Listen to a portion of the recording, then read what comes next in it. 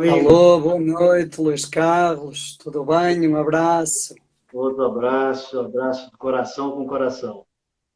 Muito bem, coisa boa. É muito bom estarmos juntos aqui esta noite. Igualmente, né? Obrigado, Domingos, por ter aceitado o nosso convite, viu? É um prazer conversar sobretudo sobre este tema. É um tema assim muito carinhoso para a gente e é bom compartilhar isso, né? E você sabe que tem muita gente agora que está nos acompanhando aí, que são pessoas que se iluminaram graças a essa sabedoria do Enneagrama que você, juntamente com o Instituto Shalom, o Yesh e o Fesh, nos possibilitou fazer com que esse canal da graça chegasse até eles. Então, nossa gratidão a vocês, viu? Que bom, eu fico muito feliz vendo aí o vosso trabalho bonito, profundo, com qualidade e com dedicação, com profissionalismo e com amor, né? Então é muita alegria a gente ver mais pessoas como vocês espalhando as sementes do Enneagrama, que a gente acredita realmente que são sementes de libertação na vida das pessoas e das instituições e da sociedade, né? Parabéns aí pelo vosso trabalho, Luís. Obrigado, obrigado. E aí, em Fortaleza, a situação está um pouquinho crítica em relação à pandemia. Como é que vocês estão enfrentando? Olha, a gente está aqui se cuidando e tentando colaborar para dar um apoio, um suporte emocional e espiritual às pessoas. Estamos aí com vários projetos do IES neste momento, mas o ambiente aqui no Ceará está difícil, a situação está no limite. Amanhã começa o bloqueio total, né? A partir das 0 horas de hoje, com medidas bem drásticas para Total, conter total a... mesmo. Como? Total mesmo, tudo. Total, total. Amanhã é lockdown total, né? E por até o dia 20 de maio, né? Porque a situação estava avançando muito, né? E os níveis de isolamento não estavam sendo suficientes. Então, o governador tomou essas medidas drásticas e ainda bem, porque precisa mesmo, né? E necessárias, né? Claro, absolutamente necessárias, né, neste momento. Ok, Domingos. Então, a gente quer acolher todo mundo que está aí junto conosco nesse momento. Então, há uma multidão de gente que nos acompanha. Sejam bem-vindos. Acolhemos com muita alegria o Domingos, o Yesh, todo o Instituto, todo mundo conectado. E, Domingos, eu quero começar, tem muitas pessoas mandando perguntas para a gente, mas eu quero começar fazendo uma pequena leitura de um texto de vocês, do Yesh, que recebemos a respeito a pessoa de Jesus à luz do Eneagrama. Então, você me permita fazer uma pequena leitura? Um texto Tranquilo, ótimo. bacana. E esse texto, como eu já disse, nós recebemos na formação que fizemos com vocês. São Paulo diz que somos convidados a crescer à medida da estatura de Jesus Cristo. Ele, Jesus, é o protótipo daquilo que o ser humano é chamado a ser. Para os místicos árabes, o Eneagrama era as 9 faces de Deus. E eles diziam que se a pessoa desenvolvesse essas 9 facetas, teria-se a compreensão plena de Deus. Estou terminando aqui. Bom, se juntamos tudo isso, seria de prever que em Jesus pudéssemos encontrar características de todos os tipos do Eneagrama. Se todos os tipos são as facetas de Deus. Algumas pessoas dizem assim, se Jesus deve ter o melhor de todos os tipos, então, eu costumo dizer, em Jesus encontramos o melhor e o pior de todos os tipos. Né? E Jesus soube lidar com o melhor e o pior de forma integrada, e por isso que ele se tornou o protótipo de todo ser humano. Essência e personalidade em Jesus estão bem integradas e harmonizadas. Então, Domingos, a partir desse texto, vamos começar a nossa conversa. Muito bacana. Ótimo. Nós sabemos que a doutrina religiosa nos ensina que Jesus é verdadeiramente divino e verdadeiramente humano. Ele é semelhante a nós em tudo, exceto no pecado. Quando nós temos esse texto que nos abre um pouco a compreensão, um horizonte, como entender que Jesus, à luz do Enneagrama, possui também a essência e possui também, digamos assim, os defeitos, uma vez que nós aprendemos que ele não tem defeito nenhum? Como que a gente pode compreender isso, Domingos? Ok, realmente isso, eu acho que esse é o mais bonito. Realmente as pessoas, quando a gente diz, em Jesus nós vemos traços de todos os tipos.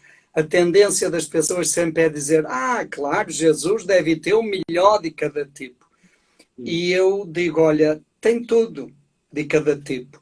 Porque se ele é plenitude do humano, é plenitude do divino e é plenitude do humano, nele se manifesta toda essa amplitude da dimensão humana. E a dimensão humana tem isso que para nós são defeitos. A gente chama de defeitos porque a nossa cultura ficou muito pautada no dualismo, no certo e no errado, no bom e no mau, no que presta e o que não presta. E nós perdemos essa visão de que tudo faz parte de um todo e que nesse todo tudo contribui para a harmonia. E então é bonito ver em Jesus, e isso não quer dizer que seja pecado, isso não é pecado, isso faz parte da dimensão humana. Só que para nós é difícil aceitar a condição humana na sua totalidade. Por isso que também nos custa, e muitas vezes as pessoas reagem em ver em Jesus coisas que à partida ou à primeira vista nós consideramos defeitos, mas que fazem parte da condição humana, que vai depender de como eles são canalizados e orientados. Então, a gente pode dar uma olhada assim em geral, a partir dos evangelhos. A primeira reflexão que nós temos na literatura do Enneagrama sobre isso é de um padre franciscano da Califórnia, chamado Richard Rohr, que é também um biblista famoso e é um grande professor de Enneagrama, e ele faz uma análise da pessoa de Jesus à luz do Enneagrama, partindo dos relatos dos evangelhos, né? Aí ele mostra, por exemplo, olha, Jesus tinha a rigidez do tipo 1, tinha aquele legalismo do tipo 1, quando ele diz, por exemplo, tudo passará, mas nem uma única vírgula da lei vai passar. Eu não vim para abolir a lei, mas vim para aperfeiçoá-la. Ele tem essa rigidez. Ele tem, olhe, a carência do tipo 2, por exemplo, quando curou os 10 leprosos e só um voltou para agradecer, Jesus disse, e cadê os outros? Ok? Ele sente também a ingratidão humana. Jesus tinha aquela altivez. Então, olha, no 4 a gente vê Jesus sentiu-se abandonado. Pai, por que me abandonaste? Ele experimenta a sensação humana do abandono, até pelo próprio Pai. Ele tem aquela astúcia do 5, de saber perceber as segundas intenções e desmascarar aquela esperteza. Por exemplo, na mulher adúltera, quando perguntaram se devia pagar imposto a César ou não, ele tem essa astúcia. Ele sentiu medo do 6, olha lá no horto, um suor de sangue, é um medo terrível. Ele tinha aquela coisa do 7, olha, está lá no Evangelho, pelo menos ele tinha fama de comilão e beberrão. Se tinha fama, talvez tivesse o proveito também, né? O primeiro milagre acontece numa festa. Jesus celebra, né? Jesus tinha aquela coisa da força do 8, uma imagem de força e de respeito provocador, desafia o Herodes e de dizer a essa raposa que eu estou aqui, se quiser que venha. E a força com que ele desbarata os vendilhões do templo, né?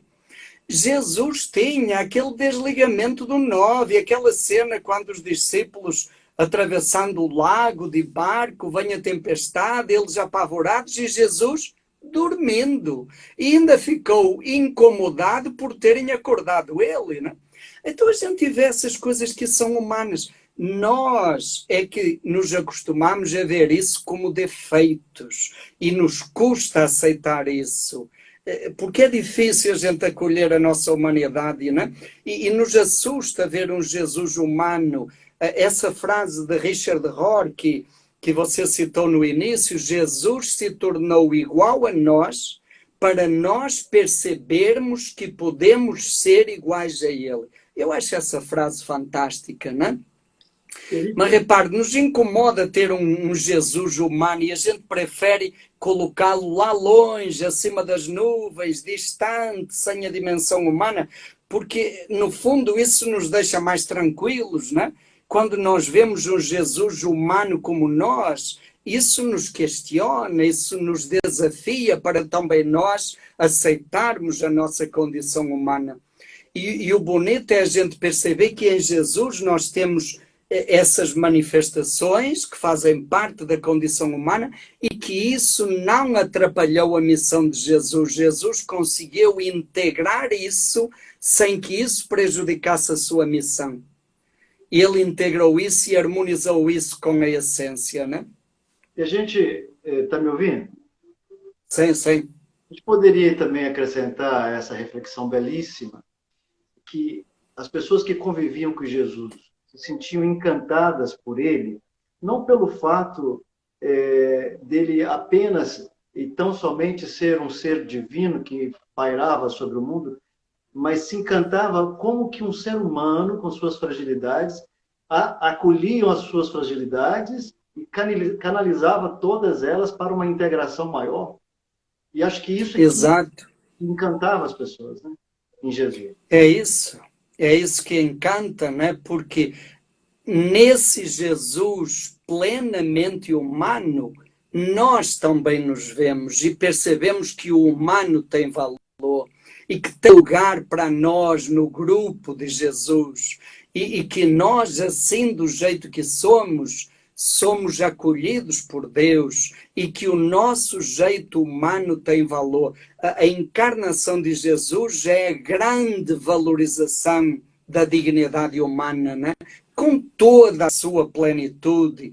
E aí tem tudo isso que faz parte da nossa condição humana, né? E que a gente não pode julgar, a gente precisa acolher, abraçar e perceber como Deus se revela aí no humano, né? E outra coisa, perceber como essa nossa dimensão humana, o que nós chamamos a dimensão da personalidade, como isso pode ser colocado a serviço da essência, a serviço da nossa missão. E eu acho bonito sempre olhar por aí. A nossa missão neste mundo tem a ver com a nossa essência.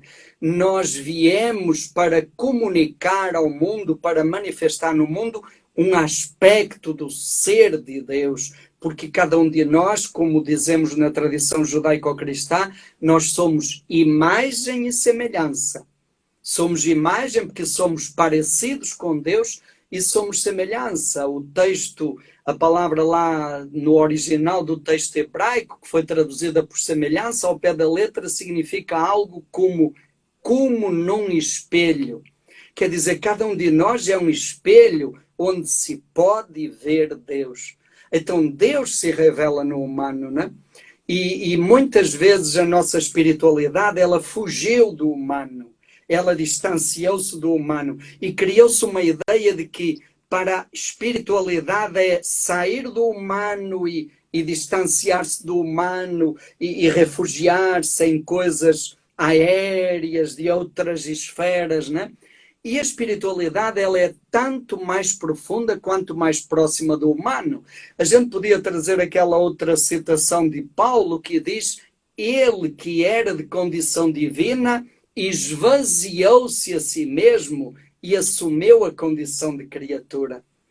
Jesus, que era de condição divina, assumiu a nossa condição humana. Para quê? Para dizer que o humano tem valor e que o humano é chamado a crescer à medida da estatura dele, que nós podemos divinizar o humano, né?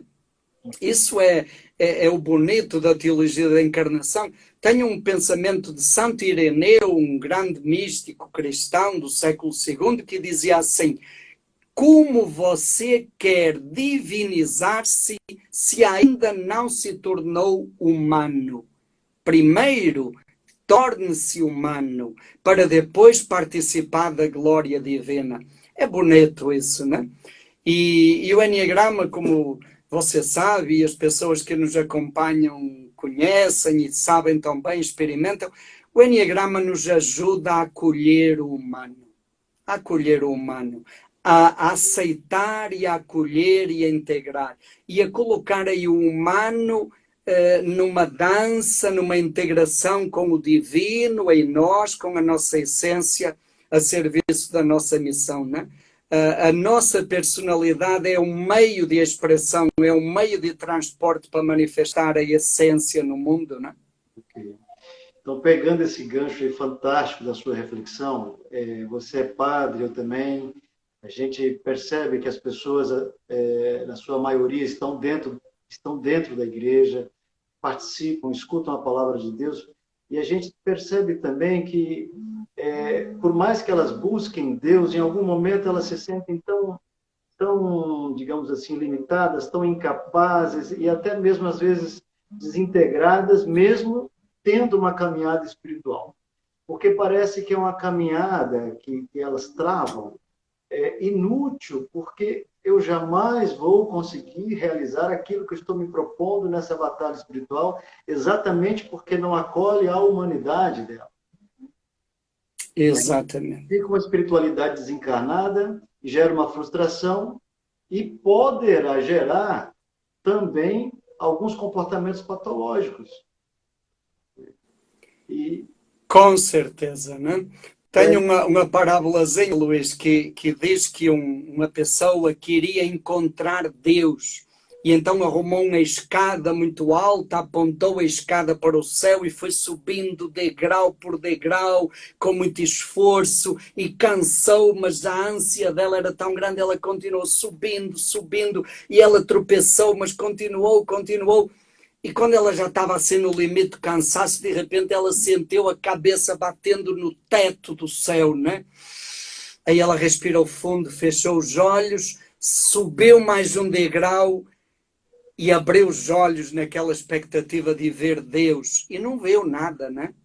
E a pessoa ficou desesperada e disse: Deus, onde estás? E o silêncio. E a pessoa começou a ficar desesperada e gritou: Deus, onde estás? Silêncio. Aí ela não acreditou, que fez aquele esforço todo para chegar no céu e não encontrar Deus. Aí gritou de novo: Deus, Deus, onde estás? E aí ouviu-se uma voz dizendo assim: Deus está lá embaixo. Faz tempo que ele mora lá. É isso, né? Deus está na condição humana, Deus se tornou gente, é o mistério da encarnação para nós cristãos, né? E eu lembro uma frase de Pascal, o filósofo Pascal, Luís, que vai nessa linha que você colocou. Pascal dizia assim: espiritualidade sem autoconhecimento pode gerar alienação. É uma espiritualidade nas nuvens, né? Sem os pés no chão. São castelos de areia, né? E ele também continuava e dizia: e o autoconhecimento sem espiritualidade pode levar ao desespero. Quer dizer, é isso, é a síntese da espiritualidade cristã, o divino no humano e o humano no divino. E é aí que nós encontramos a fonte da nossa experiência espiritual, né? E fora disso é perigoso. Eu tenho uma frase também que eu gosto muito de repetir, que diz: sem o desnudar-se do autoconhecimento e sem o silenciar-se da meditação, a espiritualidade corre o risco de cair em fantasias. E quantas vezes nós vemos isso na nossa tradição, né? E aí, como você disse, fica uma espiritualidade distante do humano, que não transforma o humano. Tenho uma outra frase também que eu gosto muito, que diz assim: eu tenho medo do homem cujo Deus está no céu. Porque uma espiritualidade que coloca Deus lá no céu não transforma o homem, né? Você se lembra o autor dessa frase? Não lembro Nossa, dessa, né? Mas é forte, né? Tem como repetir? Eu tenho medo do homem cujo Deus está no céu. Porque repare, se Deus está lá no céu, eu estou aqui, e esse Deus não tem nada a ver comigo, ele não vai mudar a minha vida, não vai transformar a minha vida. Agora, se Deus está aqui, aí eu tenho um compromisso diferente com ele, de me deixar transformar, né? Aí ele muda a minha vida e muda as minhas relações e muda a minha forma de estar no mundo, né? E acho que essa é a beleza da espiritualidade cristã, dessa visão da encarnação, né? Um Deus enraizado, uma espiritualidade encarnada, né? Na vida. Bacana. E também, assim, para contribuir um pouquinho mais, a gente podia trazer também, Domingos, certamente você conhece, Teilhard de Chardin, aquele padre paleontólogo, teólogo francês, jesuíta. Uhum. Ele escreveu uma coisa muito interessante, que ele disse assim, nós não somos seres humanos fazendo uma experiência divina. Ele diz, nós somos seres divinos fazendo uma experiência humana. O que concretamente isso poderia significar para a sabedoria do Enneagrama? Que, na verdade, somos uma essência. E Exatamente. Temos uma e aí, Luís, que bom essa colocação, porque isso nos permite trazer uma coisa que você sabe como a gente valoriza isso, né? É um perigo hoje, um dos perigos aí no mundo do Enneagrama é reduzir o Enneagrama à sua dimensão humana, à dimensão da personalidade e cortar, tirar do Enneagrama essa dimensão espiritual. E o Enneagrama, ele é profundamente espiritual. A gente não pode tirar essa dimensão espiritual. Nós dizemos que ele é psicoespiritual. Tem uma dimensão de essência. Muitas vezes, quando se fala de Enneagrama, falamos de tipos. Já eu sou tipo tal. Nós não somos um tipo. Isso é reduzir o Enneagrama a 10% daquilo que ele nos propõe. Nós não somos um tipo, nós somos uma essência. Essência, à luz do Enneagrama, quer dizer a natureza da nossa natureza. E o Enneagrama nos diz que a nossa essência tem uma origem divina, transcendente, é manifestação de um ser superior. Na linguagem da espiritualidade cristã, dizemos imagem e semelhança de Deus. O judaísmo dizia uma emanação divina, no budismo dizem uma centelha divina. Ok, cada um de nós é isso. Isso é a nossa verdade mais profunda. A personalidade é o quê? A personalidade, digamos que é uma defesa, é uma proteção, é uma couraça que nós estruturamos para proteger a essência quando ela se sentiu ameaçada aqui neste mundo. Eu costumo dar um exemplo, tipo assim, olha, imaginemos uma vela, a gente tem aqui uma vela, cada um de nós é uma vela que veio dessa grande chama do amor divino. Cada um de nós é uma vela, é uma pequena luz, uma centelha. Mas aqui, nesta experiência humana, quando nós começamos a nossa jornada aqui no pó da Terra, que é uma experiência de limite, de contingência, de criaturas, nós vamos sentir falta de amor, ou vamos sentir falta de segurança, de proteção, ou vamos sentir falta de valorização, de reconhecimento. Quer dizer, essas carências, elas ameaçam esta vela, é como se tentassem apagar esta vela. Só que aí Deus também nos deu um recurso, como se fosse um copo, que a gente coloca aqui para proteger a vela. Ou, por exemplo, a gente coloca aqui esse copo para proteger a vela. A vela é a essência, o copo é a personalidade. A função da personalidade é o quê? É proteger esta vela, não deixar que ela se apague, mas ao mesmo tempo deixar que a luz da vela transpareça, brilhe, ilumine. Qual é o problema? É que muitas vezes a nossa personalidade, ela ganha uma força tão grande, ela se desenvolve tanto que ela acaba abafando a vela. E a gente só vê a personalidade e não enxerga a vela. O nosso grande trabalho é o quê? E eu diria que esse é o itinerário psicoespiritual, né? E todo o caminho espiritual passa por aí.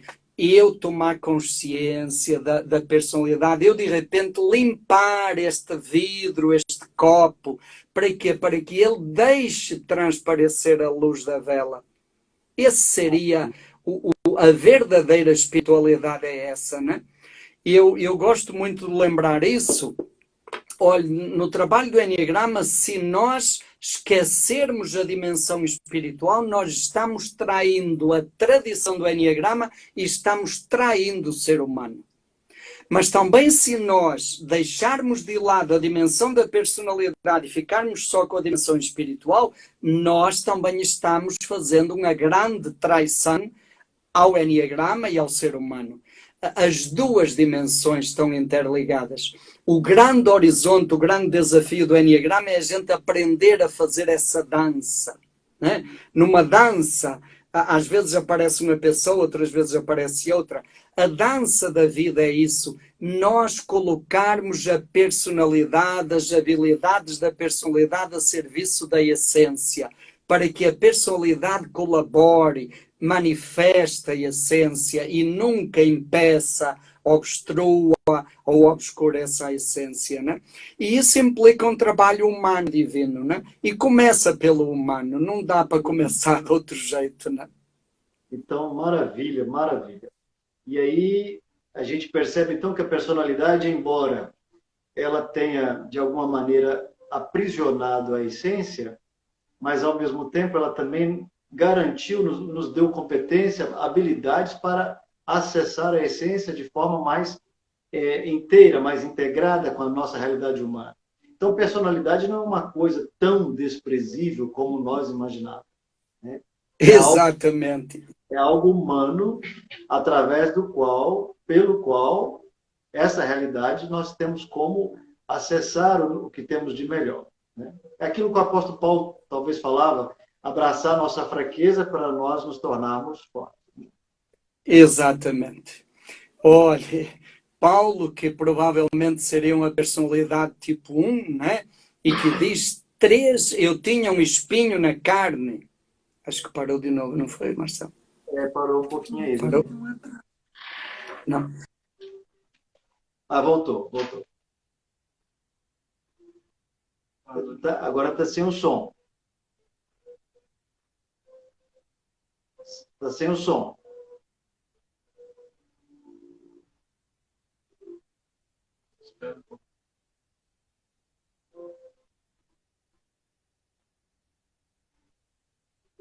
Encerrar? Não, espera um pouquinho.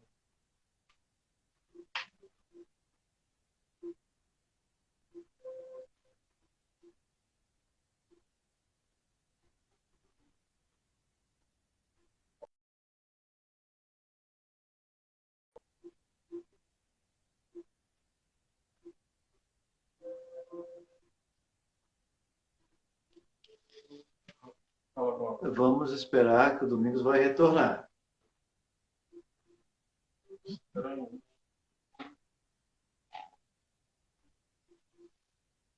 Pessoal, enquanto ele não volta, que maravilha, que aula que nós estamos tendo de espiritualidade à luz do Enneagrama, e que oportunidade única, ao mesmo tempo, tantas pessoas ao mesmo tempo tendo essa oportunidade de ter essa experiência extraordinária à luz do Enneagrama, de espiritualidade autêntica, realidade verdadeira e real, né? Nossa gratidão por essa oportunidade.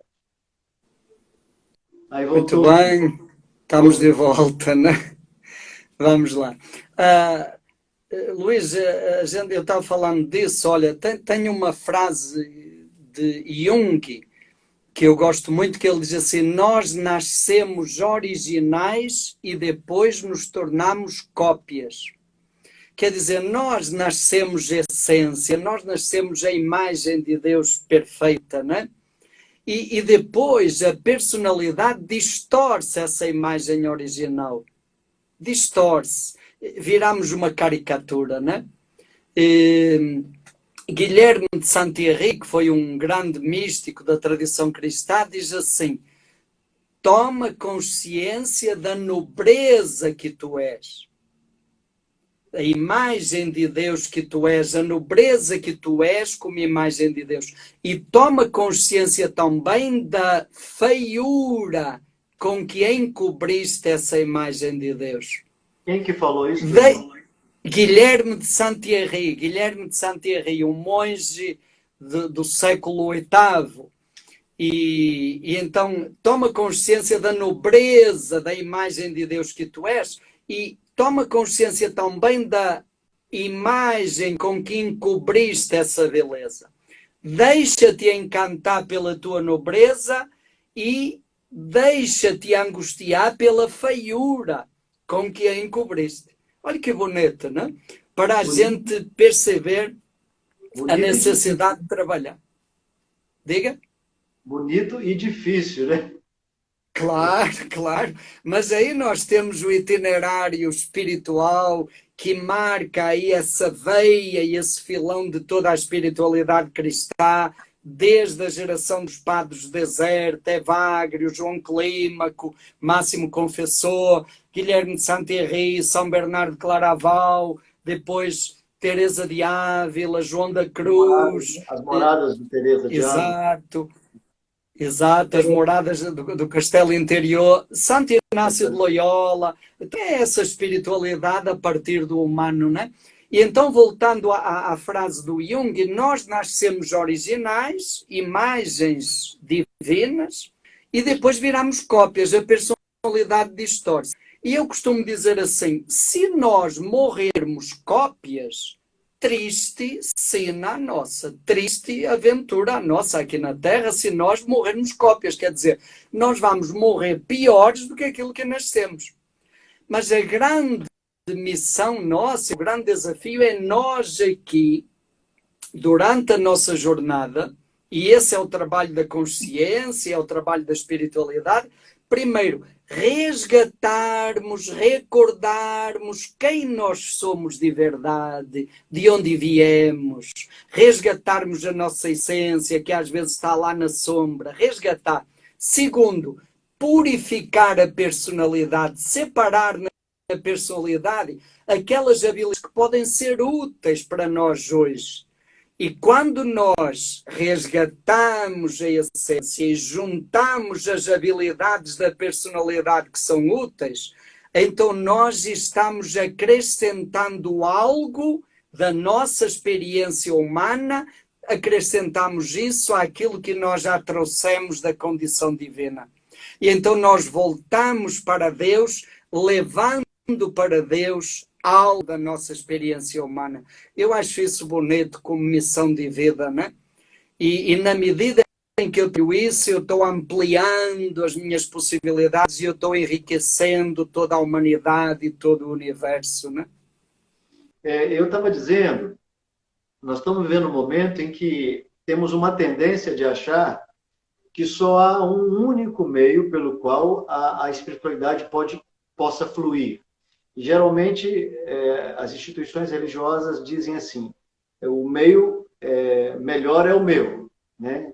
A espiritualidade flui melhor na minha religião, na minha instituição religiosa, através dos meus dogmas, através da minha fé, do meu comportamento, etc. E você também deve saber que hoje a neurociência já colocou a espiritualidade como uma inteligência. Ela faz parte das inteligências múltiplas. Howard Gardner, né, um psicólogo americano que acrescentou a espiritualidade como inteligência. E ele colocou lá a última, primeiramente era 7, depois mais 2, a última existencial e espiritual. Então, a espiritualidade é uma inteligência. Ele também fala que essa espiritualidade, essa inteligência, ela não se mede, Tana Zohar também vai falar sobre isso, não necessariamente por pertencer a uma instituição religiosa, mas por certos comportamentos, certas atitudes, certas capacidades, né, que vão determinar o coeficiente espiritual. E o Enneagrama, no nosso entendimento, eu queria que você discorresse um pouquinho sobre isso, ele faz isso, ele amplia os nossos horizontes e permite com que a espiritualidade tenha um fluxo realmente mais coerente e não aprisionado por alguns dogmas. Né? Faz sentido isso? Plenamente, plenamente, Luís. E eu também concordo que este tempo da pandemia traz para nós um grande questionamento sobre isso, sobre os caminhos espirituais Ora, também, né? Um grande questionamento. E repare, tem uma parábolazinha que eu gosto muito que diz que o mestre viu uma lua linda, como a noite de hoje que está com uma lua belíssima, né? Então o mestre viu a lua linda, ficou encantado e ele queria que o discípulo também contemplasse a lua. Então ele foi lá, bateu na porta do discípulo e disse: olha, vem cá, vem ver uma coisa. E o discípulo acordou assim meio sonâmbulo e lá foi. Quando chegou na varanda, o mestre disse: olha que coisa linda, apontando para a lua, né? E o discípulo ficou olhando, olhando, olhando e depois de um bom tempo disse: é mesmo, mestre, como a sua mão é linda. que maravilha. Eu diria, Luís Carlos, que as religiões, e esse é o papel das religiões, religar. O papel das religiões é a mão que aponta para a lua. Quer dizer, ajudar-nos a chegar à experiência de Deus, a saborear Deus, a nos deixarmos encantar por Deus. Esse é o papel das religiões. Mas muitas vezes o perigo é as pessoas ficarem presas à religião e não enxergarem a lua, ficarem presas aos rituais, né? Eu vejo, olha, nestes tempos de pandemia, as igrejas fecharam. Quer dizer, a espiritualidade, ela não pode ficar dependente do templo, da estrutura, da hierarquia. A espiritualidade tem que se basear na experiência pessoal. E isso é profundamente cristão. O que é que tem lá no Gênesis? Criados à imagem e semelhança de Deus. O que é que diz Paulo? Vós sois templos de Deus. Quer dizer, o primeiro santuário que Deus habita é o coração de cada ser humano, e é aí que a gente precisa encontrá-lo. E uma espiritualidade que não se baseia nessa experiência pessoal, ela não vai sustentar-se. Esta situação agora está nos mostrando isso. E eu acho que o grande papel de todas as religiões deveria ser esse: ajudar a pessoa a fazer a experiência pessoal de Deus, a partir dela mesma, desse encontro profundo do Deus que habita em nós. E eu diria, o Enneagrama é um itinerário para isso. É uma ajuda para isso. O Enneagrama bebeu nas 3 grandes religiões mediterrâneas: o judaísmo, o cristianismo e o islamismo.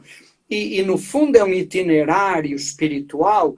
Ele nos ajuda a trabalhar a dimensão humana, a preparar a terra para chegarmos no brilho da luz, na contemplação de Deus, na contemplação da essência, para depois nos deixarmos transformar por essa presença divina em nós, né? Mas primeiro é preciso fazer o trabalho humano, né? Então o Enneagrama tem o itinerário humano e nos dá pistas muito práticas para trabalharmos essa dimensão humana, para trabalhar nos nossos traumas, as nossas crenças limitantes, os nossos mecanismos inconscientes, e depois nos dá também um mapa muito claro para chegarmos na essência. Aí é realmente usufruir da dimensão espiritual, deixar-se encantar por Deus e deixar-se transformar por Ele, né?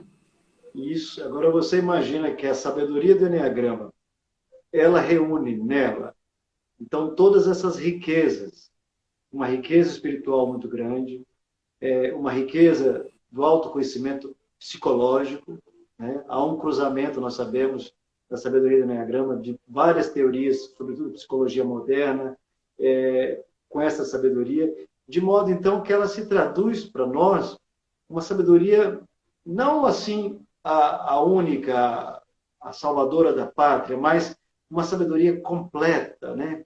Na qual ela identifica vários caminhos que você pode percorrer, nos quais a espiritualidade vai fluir.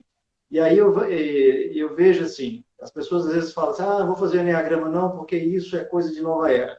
O Enneagrama vai fazer eu perder a minha fé. E nós sabemos que quem faz o Enneagrama vai fazer com que a sua igreja, a qual você pertence, você vai fazer dela a melhor igreja, vai tirar dela o que é essencial. O Enneagrama ajuda você a criar raízes profundas na igreja que você pertence. Com certeza. E olha, eu até diria mais, Luís, uma das alegrias que eu tenho vivido nestes 25 anos, experimentando e compartilhando o Enneagrama por esse Brasil afora, eu encontrei muitas pessoas que se diziam ateias, que diziam, eu sou ateu, eu não tenho fé.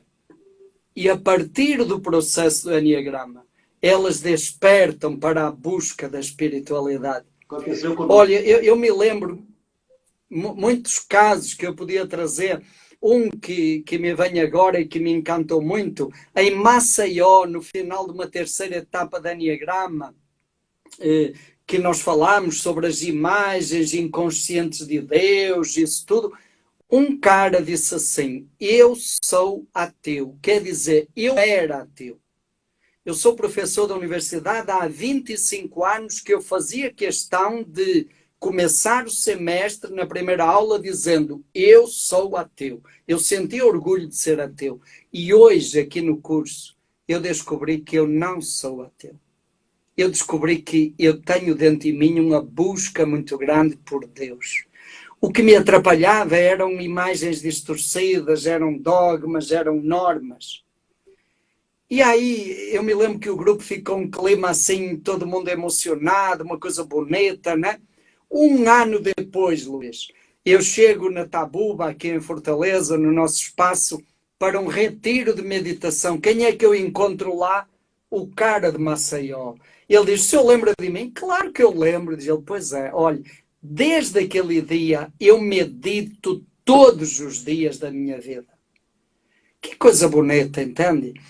O Enneagrama, São Tomás de Aquino, né, que é o grande nome da teologia cristã, tem uma frase que diz assim, quanto mais eu vou ao encontro de mim, mais eu descubro dentro de mim um outro que não sou eu, mas que, no entanto, é o fundamento do meu existir. Quer dizer, o autoconhecimento, quando ele é sincero, verdadeiro, quando ele tem um mapa verdadeiro, e o Enneagrama é um mapa muito profundo, necessariamente o autoconhecimento nos leva a experimentar Deus de uma maneira mais profunda, como você colocou, e isso vai enriquecer a minha vivência religiosa, ou a buscar Deus, se eu estou fora dessa experiência espiritual, né? Necessariamente o autoconhecimento me coloca nesse caminho, nessa busca. Isso é uma das coisas mais encantadoras que eu tenho experimentado ao longo destes anos, né? E a gente começou falando a respeito da pessoa de Jesus, a gente está quase terminando, vamos tentar terminar também falando a pessoa de Jesus. O que levou Jesus a ser condenado à morte, dentre tantas coisas, os fatores são mais diversos, mas teve um fator que eu acho muito importante e fundamental. É o fato exatamente de Jesus ter se comportado, se colocado numa posição humana na qual conseguia enxergar em todos os seres humanos, em todas as culturas, em todos os povos, seja samaritano ou não, cananeu ou não, romano ou não, grego ou não, ele conseguia enxergar uma centelha de luz em cada ser humano. E isso incomodava muitas autoridades religiosas. E você deve sentir isso na sua pele, sobretudo nessa caminhada, porque quem faz o Enneagrama começa a parar de ter alguns preconceitos de crenças religiosas, começa a enxergar o que o outro também tem de bom para me oferecer, que a igreja do outro, a religião do outro também é um viés, sem precisar abrir mão da minha identidade religiosa. E eu percebo como que isso incomoda as pessoas, porque elas se sentem de tal maneira um pouco ameaçadas, e a gente identifica então que ela não é tão segura naquilo que ela julga professar. Exato. Né? Exato. Isso mostra que ela não está focada no essencial. Ela parou nos meios, né? Ela está presa à mão e não está enxergando a lua, né? E eu acredito nisso profundamente e a experiência mostra, Luís. O Enneagrama, em primeiro lugar, nos mostra o respeito, ou nos ensina o respeito pela diferença. Ótimo, ótimo. Somos todos um, mas somos diferentes. E isso traz respeito, encantamento e não julgamento. Aquilo que a gente sempre costuma dizer, o Enneagrama é um instrumento de compaixão. Primeiro, compaixão por nós mesmos. É uma coisa bonita, também profundamente espiritual, não é? Compaixão por nós mesmos.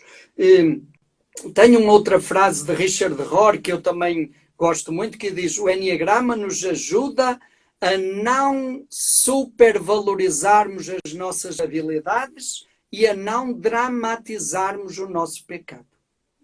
Nos ajuda a aceitar a nossa condição humana. E, por outro lado, compaixão pelos outros. A gente se colocar no lugar do outro. Isso talvez seja o cerne de toda a prática de Jesus, né? Colocar-se no lugar do outro. E o Enneagrama, com certeza, nos ajuda a entender o outro, a ver que o outro é diferente e que não tem nada de errado, que não tem culpa, que ele tem uma riqueza que me complementa e que todos juntos nos complementamos e que nós somos todos juntos. Acho que isso é a beleza maior e, no fundo, isso é aquilo que a tradição cristã nos ensina e que a gente procura viver, né? Tem uma passagem bíblica. E... Pode falar, pode falar. Sim. Vai. Tem uma passagem bíblica do Evangelho de João, muito interessante. É Jesus com a samaritana. Mas antes dele se encontrar com a samaritana, tem um detalhezinho ali meio exegético. Ele, em outras palavras, ele disse assim para os apóstolos: aqui, vocês vão ali para frente, por favor, vão fazer uma compra ali no mercado, me deixa sozinho aqui. Ele praticamente criou uma necessidade para que eles pudessem ir até a frente comprar alguma coisa para comer, mas a intenção não era buscar alimento, a intenção era: eu quero ficar sozinho aqui, porque se vocês estiverem junto comigo, essa mulher não vai chegar aqui para pegar água. Né? E eu não vou poder oferecer a ela a água que ela nunca mais vai terá sede. Então, às vezes, o Enneagrama, quase sempre, ele faz isso com a gente. Ele cria circunstâncias e situações e faz com que a pessoa se desloque para deixar que possa acontecer um encontro mais fecundo, mais essencial na vida das pessoas. É como se ele dissesse assim: ó, dá um pulinho mais para frente para que a gente possa fazer um encontro mais profundo, mais verdadeiro, porque se você ficar estagnado aqui, vai atrapalhar. Se não fizer isso com a sua visão, a sabedoria do Enneagrama vai ficar deturpada. E é uma sabedoria tão simples, aquilo que Freud falou de forma tão sofisticada, aquilo que Lacan falou de forma tão sofisticada na psicanálise e teorias verdadeiras. De repente, o Enneagrama fala isso de forma tão simplificada como Jesus falou para a samaritana, né? Como ele ofereceu para a samaritana aquela sabedoria, a luz. Então, às vezes, o Enneagrama faz a gente tomar essa atitude que Jesus tomou. Me deixa um pouquinho sozinho aqui para refletir um monte de coisa para eu poder ficar com o que é essencial. E aí, Luís, já também preparando para ir encerrando por causa do tempo, há pouquinho eu me lembrei, e eu vejo a minha missão assim, e acho que você também vê por aí, a nossa missão como terapeutas, né? Terapeutas. Isso é uma coisa bonita da tradição cristã, os terapeutas do deserto, já vem lá dos terapeutas de Alexandria, né? Essa missão terapêutica. E quando nós falamos terapeuta, geralmente a gente relaciona com cuidar do ser humano. Mas Jean-Yves Leloup vê na raiz da palavra terapeuta a palavra theos, que quer dizer Deus. Então, quer dizer, o terapeuta é aquele que percebe Deus dentro de si. E o theos grego em latim é dias, luz. Né? Então, aquele que percebe a luz, a presença de Deus em si, e aquele que ajuda cada pessoa a perceber Deus dentro dela mesma. Acho que a nossa missão é essa, não? E nunca tirar a pessoa dela mesma, mas ajudá-la a fazer essa viagem para dentro dela, onde ela vai encontrar a luz e se encantar com a luz. E nós precisamos fazer isso primeiro, como Jesus fez, e precisamos alimentar isso o tempo todo para podermos ajudar as pessoas a descobrirem também essa luz dentro delas mesmas, não? Domingos, muita gratidão a você, a sua comunidade, por essa vivência maravilhosa que tivemos aqui, tá? A sua vida, o seu dom, colocado a serviço de tantas pessoas. Caiu um pouquinho, mas eu sugiro a leitura deste livro do Padre Domingos, Crescendo com o Enneagrama e na Espiritualidade. Então, nossa gratidão enorme, o nosso Grupo Alma, todo mundo que fez com a gente, por essa disponibilidade sua de estar junto conosco, quantas pessoas foram beneficiadas com essa reflexão.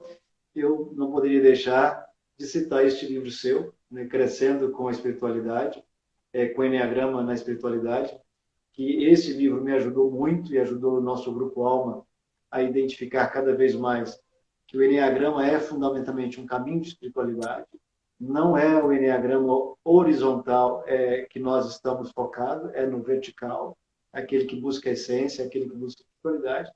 E a gratidão também por este livro que você presenteou a todos, compondo aqui essa narrativa maravilhosa, associando o Enneagrama à espiritualidade, como é de fato ele é. Nossa gratidão.